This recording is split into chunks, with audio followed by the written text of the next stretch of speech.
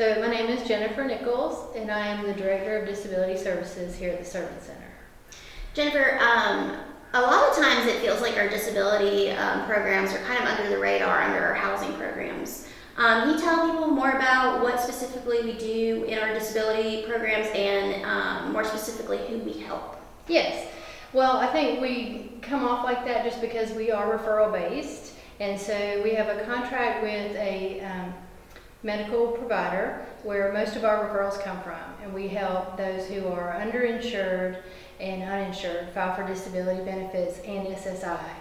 Then we also partner with several agencies in our community who are helping folks who are experiencing homelessness or at risk for homelessness, and they can make direct referrals to us, and we can also help them in filing for disability and SSI through our SOAR program. So in our disability program, it's a common misconception, it seems like, that people think that we only help homeless and disabled male veterans like we do in our housing. But who do we actually help? Because it's a lot more than just homeless and disabled veterans. It is, yes.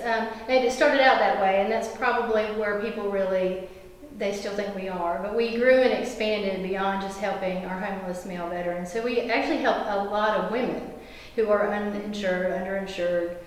Some are experiencing homelessness, some are not. So it's a wider range of clientele now that we actually help. Awesome. Yeah, so what are some specific examples you can think of someone we've really made an impact through our disability programs? Well, we help so many people. It's hard to narrow down just one for a good example. And with HIPAA, we can't be too specific, but I can tell you that we do help several people. One gentleman that comes to mind that's probably one of the best stories that I can share with you is he was in our local medical provider receiving treatment. We received a referral. I could not reach him while he was still there, and then he actually ended up going to Social Security. But we have a really good relationship with the people at Social Security, and with our SOAR program, we actually have a lead contact person there.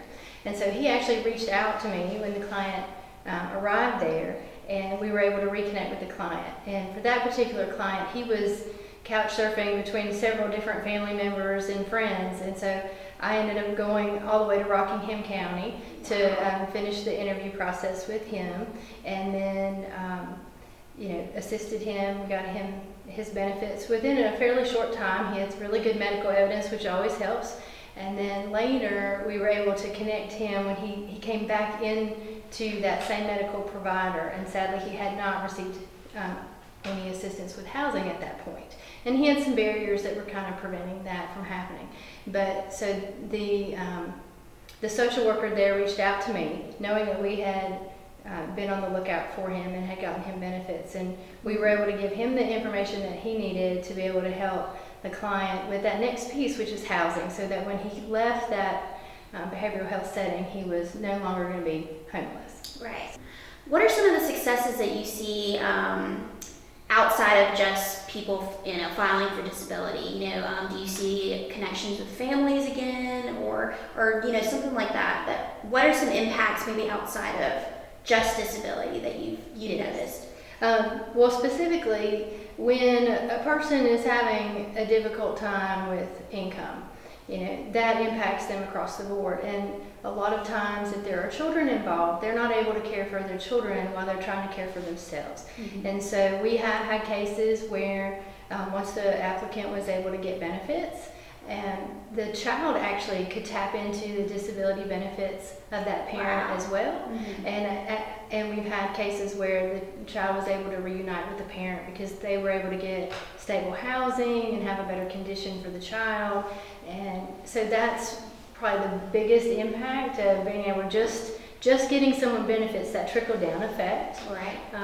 And we do have folks that are not necessarily in a homeless situation, that even for them, when you're not able to pay for certain medical treatment, not everyone will do charity care.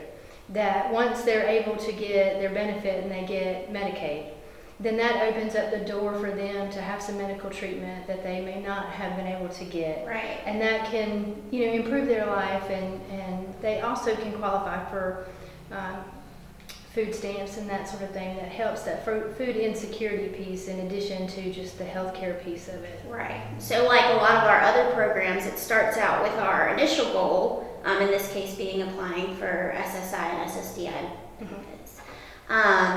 But like all of them, they kind of go on to a bigger picture of a more improved life in general. That's right. Right. That's right.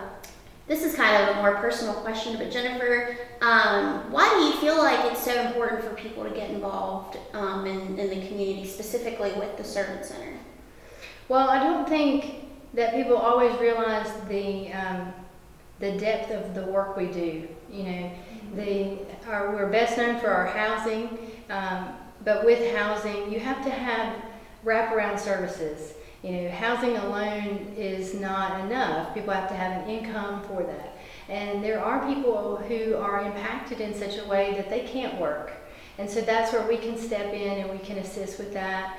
Veterans, whether they have VA benefits or not, can still apply for benefits through Social Security. And that can help improve maybe the type of housing that they could get, or if maybe they're not getting the medical treatment that they need, they're then able to go outside of the VA and get additional medical services that the VA sometimes denies. So I think overall, just having a good sense of what our agency does as a whole, it's beyond just housing. Right.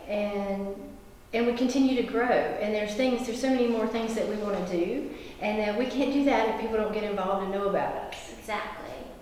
Jennifer, thank you so much for sitting down with us, telling us more about your program, for all the hard work your team does for us. Well, thank you, and thank you in advance for helping us reach our goal of 5,000 this Giving Tuesday. And as we go into the holidays, please don't forget that these issues occur all throughout the year.